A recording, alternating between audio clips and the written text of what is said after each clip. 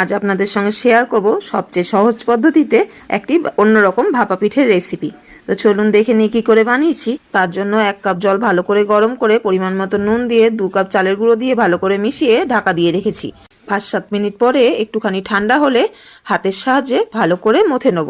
বেশ ভালো করে মাখা হয়ে গেলে আরও মিনিট 10 ঢাকা দিয়ে রেখেছিলাম যাতে ডোটা বেশ মোলায়েম হয়ে যায়। 10 মিনিট হয়ে গেছে। এবারে সেই ডো থেকে দুটো বড় বড় লেচি করে নেব।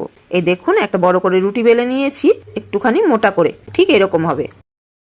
বেলা হয়ে গেলে মাঝখানে জাল দেওয়া নারকেল পুরোটা এরকম বিছিয়ে দেবো।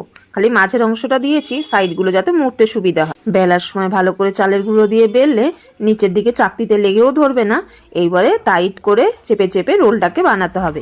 রোলটা পুরো বানানো হয়ে গেলে 2 দিকের সাইডগুলো আঙুল দিয়ে এরকমভাবে ভালো করে চেপে বন্ধ করে দিতে হবে।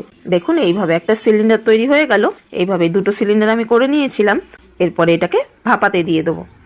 ভাপাতে দিলে খেয়াল রাখবেন স্টিম যেন কোনোভাবেই বেরিয়ে না যায়, সেই জন্য মুখটাও বন্ধ করে দেবেন। যখন দেখবেন সিলিন্ডারের কালারটা পুরো চেঞ্জ হয়ে গেছে, গ্যাসের ফ্লেম বন্ধ করে দেবেন। 10 মিনিট পরে হালকা ঠান্ডা হলে এইরকমভাবে কেটে নিন। দেখুন দেখতে যেন মনে হচ্ছে একদম সুইস রোল কেকের মতন। যারা কোনোদিন পিঠে বানাননি তারাও খুব সহজেই এই পিঠেটা বানিয়ে নিতে পারবে। তো ভিডিওটি কেমন লাগলো কমেন্ট করে জানাবেন, ভালো লাগলে একটা লাইক করে দেবেন।